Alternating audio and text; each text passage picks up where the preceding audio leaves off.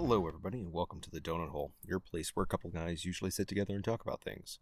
My name is Paul, and unfortunately, Jason is not with us doing the show tonight. It is my first solo show.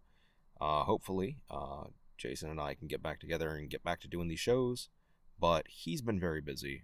I've been very busy. That's why it is October 21st. Actually, no, it's after midnight. It is now October 22nd. 2020, and we've not brought a show to you since sometime in February. But if you've been using your time wisely, you've also been very busy, so hopefully that's been the case. If not, it's never too late. But it might be soon. This is the fun part where I get to rub in and say, nya, nya, nya, nya, nya, I told you so, about the whole coronavirus bit coming to the United States. That said, it was nowhere near as dangerous as initially thought, but still more terrible than the regular flu. So, more deadly than the regular flu, not as bad as the evil Red Death from hell that it seemed like it might be. So, there is that silver lining, I suppose. But if this quote-unquote pandemic has taught us anything, it's just how fragile everything is here. In this little world of ours. Supply line disruptions, not being able to find toilet paper, that was the running joke for a while.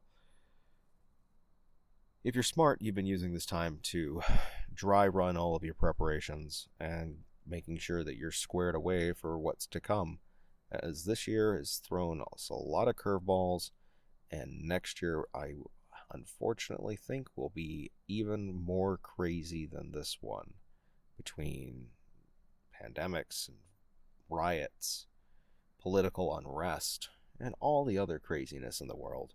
We find ourselves in a very interesting place, in a very interesting time.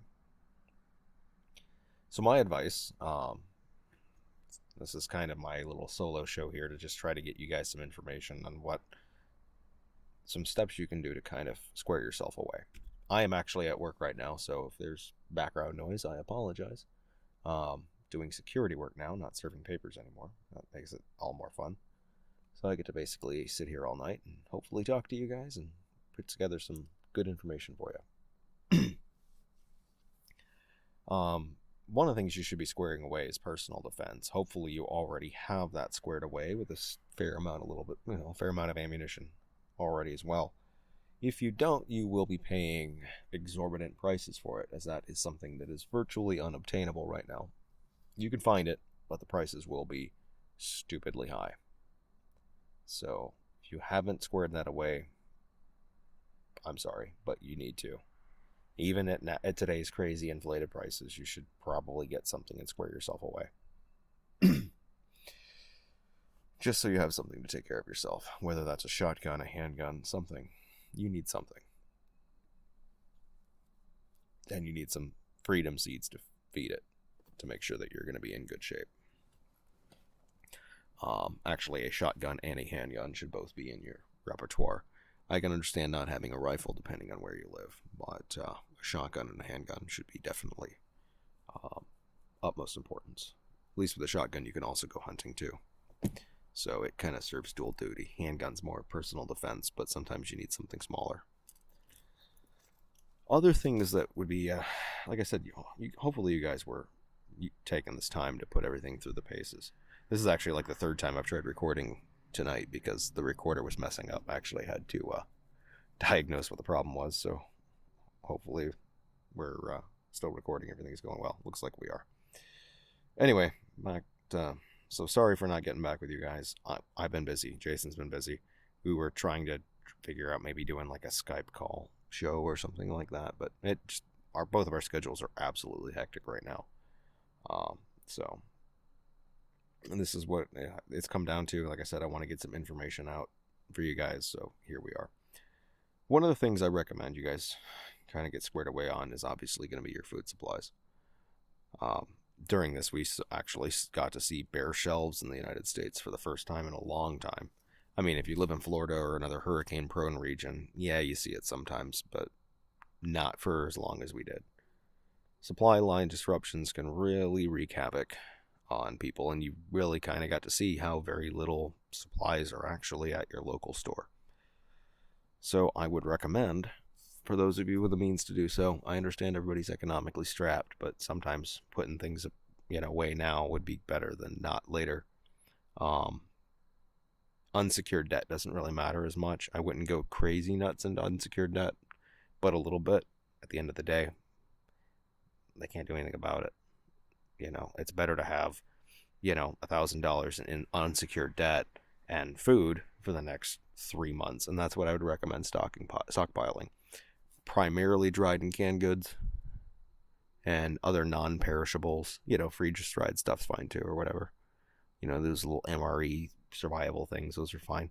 But you should eat 1 or 2 of them now, so you can kind of know what it's going to be like when you actually have to eat them. Because they do affect people differently. So just kind of getting a feel for that would be a good idea. But about 3 months supply of food would be a good start. That should probably put you in a good position. Another idea would be to, hopefully you did this year, I know I did, is plant a garden. Planting a garden can be a supplement to your food supplies if things go crazy. And I use this year to kind of learn which items I'm good at planting and which ones I'm not. I apparently really suck at growing corn, just for the record. That was a very difficult one for me. Our harvest was pretty abysmal. And out of probably about 3 dozen ears of corn, I managed to scrape together, because the ears of corn were so tiny, I managed to scrape off enough from those ears of corn to feed everybody for 1 meal. So, but other things grew great, like zucchini and tomatoes grew great. So it's a good time for you to be able to figure out what you're good at, what you're not good at. If you're in a position where finding seeds is difficult, you can plant a lot of things that you already have. Beans can be grown. Dried beans can be grown.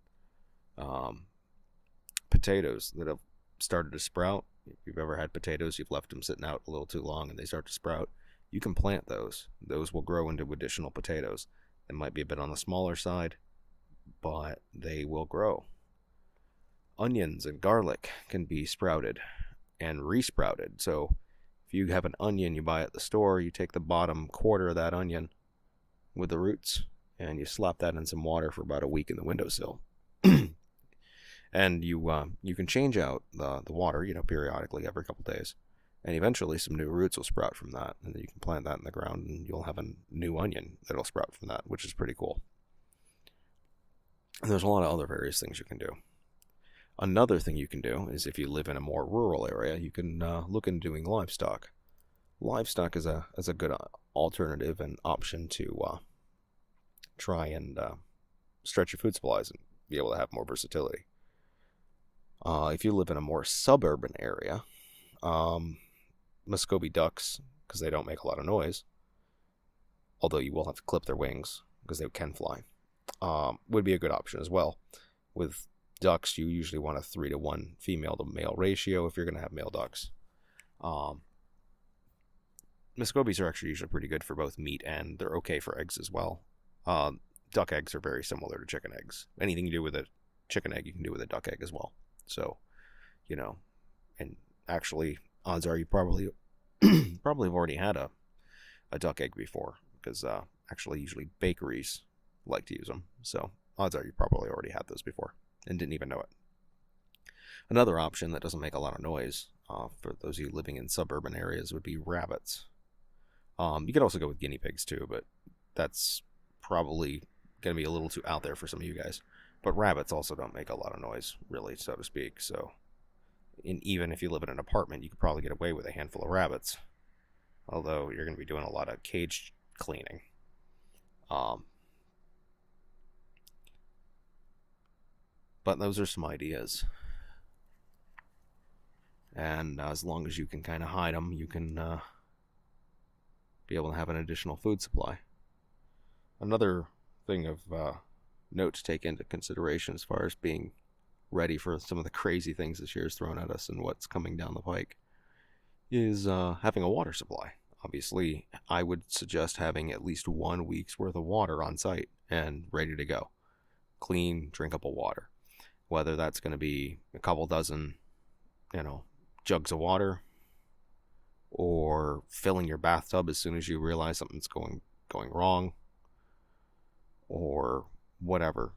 Having at least a week's worth of water is going to be absolutely critical.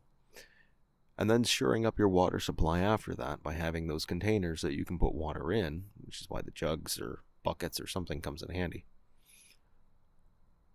But knowing where you can get more, even untreated water, and being able to get, find your nearest pond, lake, stream, river, whatever it is, place where you can get water, is pretty critical. Of course, having the means to treat it, via bleach and boiling and filtration is also important as well. And I recommend all three because you never know what's going to happen. Things go down and things go crazy. The water that is somewhat easily treated now with boiling may not be so easily treated as things like wastewater removal may not be online. So it's one of those things to consider is how to fully treat and clean and clear that water so you can drink it and it's actually good and safe. Water is one of those things you need more than food even.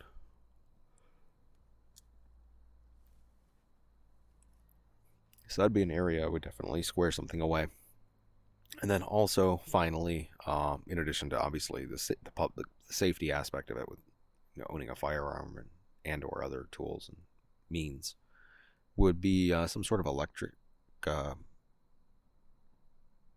supply. Whether that's gonna, I recommend probably a 50 to 100 watt solar panel, something fairly small that you can use to charge some of your smaller electronics, or possibly with an inverter power, like a little mini fridge or something like that. Being able to charge your cell phone, your radios, various communication devices, and other things you just might need is pretty important. And having that on hand is going to be a lifesaver if things go sideways, which I think they will. Between the pandemic, the riots, overall social unrest, and everything else that's gone on this year, and entering into what will be a very contentious election, is it's all going to be something that's coming down the pike, and it's going to make 2021 even more crazy than 2020, I believe, because we'll still be dealing with the aftermath of the coronavirus, still dealing with a lot of the same issues we're dealing with now. I think food supply is going to be a little tight. And this actually brings us into the other issue that we're going to be facing here shortly, or one of the other issues we'll be facing here shortly. So, China recently has upped the amount of food they've purchased from us. We've also had a kind of a not so great planting year. We had a lot of farmers have to destroy a lot of crops and livestock because the logistics systems were messed up and they weren't able to bring those items to market.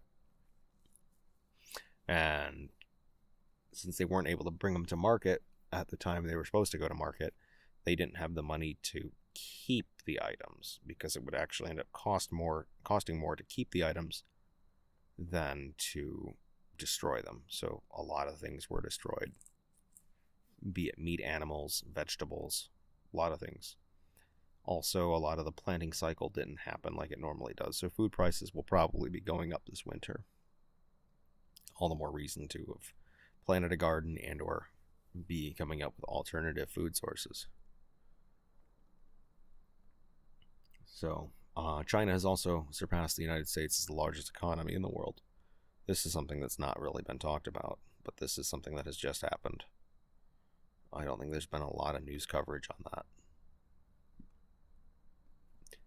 Moreover, China is positioning themselves in the South Pacific to continue to antagonize its neighbors, and they have now set their sights directly on Taiwan. Xi Jinping has set out an order for the People's Liberation Army to be ready to invade Taiwan by 2020. While I don't think this, because we only have about 7 or 8 more days left in October, only like another week or so. I don't think it's going to happen this year. There's generally only 2 times for a land invasion in a year, to invade Taiwan, because the Straits of Taiwan have such unfavorable weather conditions, and those would be in October, which we're almost finished with, and China's not strategically positioned to do so. And I think we'll be looking at April, May, right around and then next year. That could be as soon as we possibly see what happens. A lot of it's dependent on the election. If we're still dealing with the aftermath of an uncertain and uncertified election, then that would be the perfect time for China to strike the iron while the United States is distracted.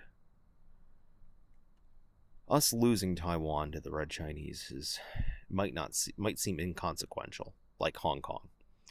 There was a slight difference with Hong Kong, and that was China already owned it.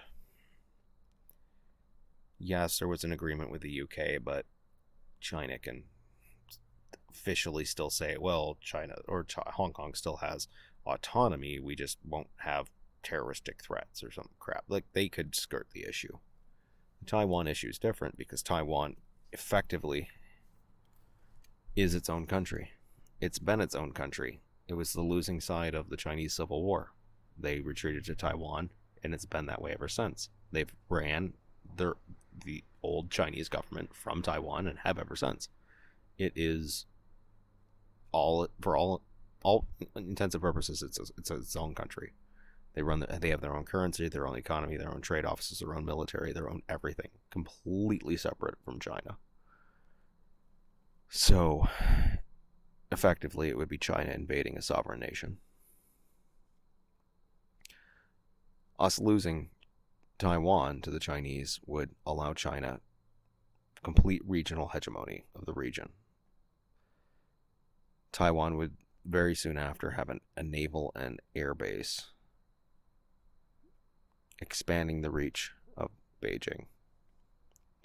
It would signify to our adversaries in the region, such as North Korea, that the United States will not stand by you, or will not stand by, South Korea and various other allies, emboldening the North Koreans to potentially take Seoul and quote-unquote unify Korea.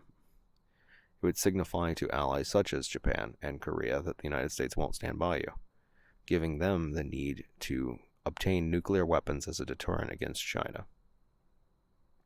And it would signal to less developed countries such as the Philippines and Vietnam that the United States will not stand by you, meaning they will have to choose to try to form a coalition defense, basically a Pacific version of NATO with people like Japan and Korea, or try and side with the Chinese to gain favor.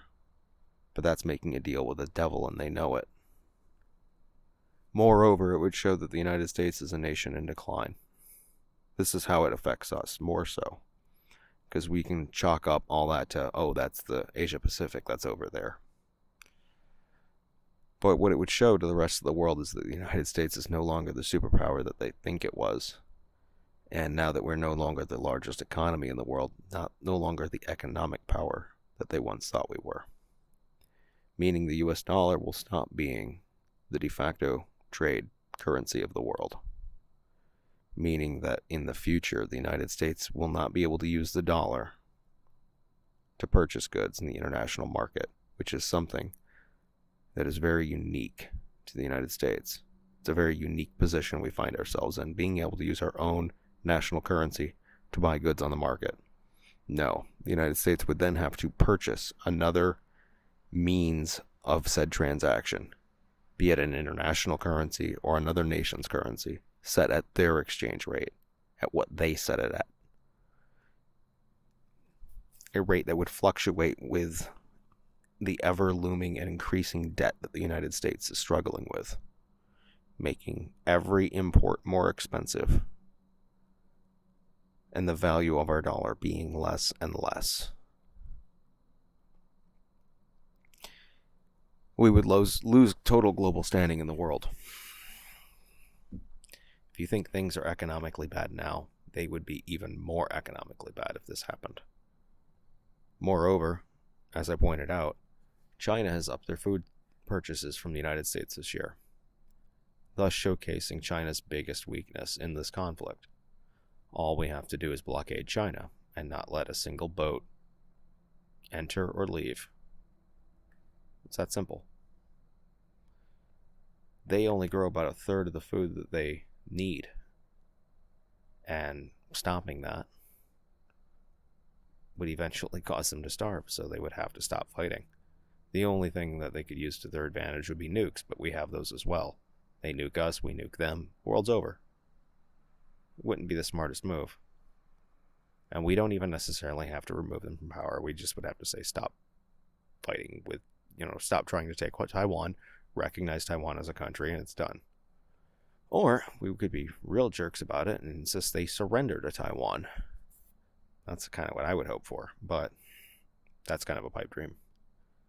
Nonetheless, defeating China in that instance would be pretty easy. We don't have to invade. We don't have to do anything crazy. Just shoot their planes down and make sure no boats leave or go in. And then, boom, within 36 months we win. It's a long time, but not that long.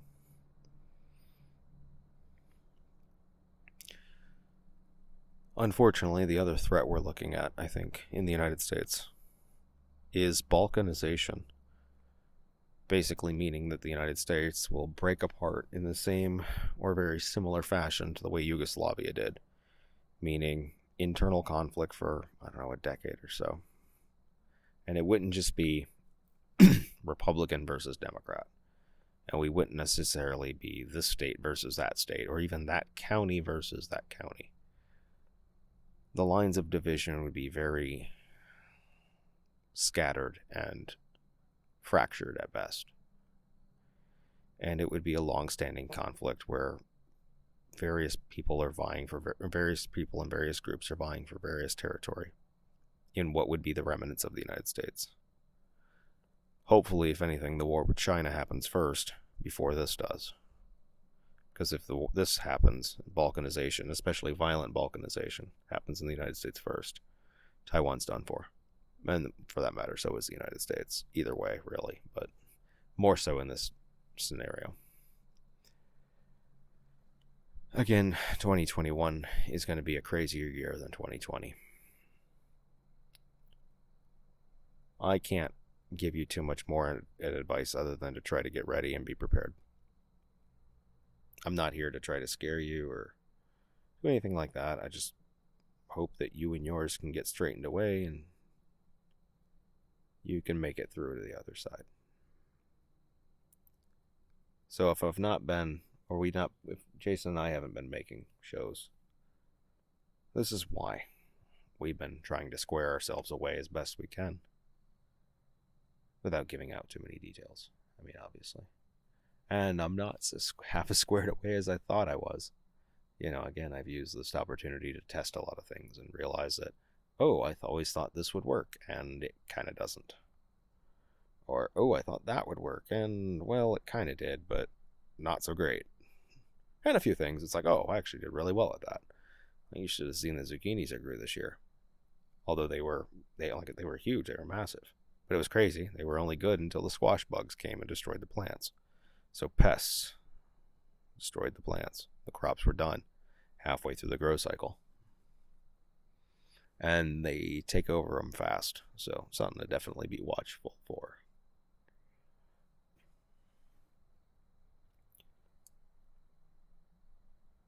But, I don't know. There's so many other things we could talk about. We could talk about Hunter Biden's emails or Jeffrey Epstein or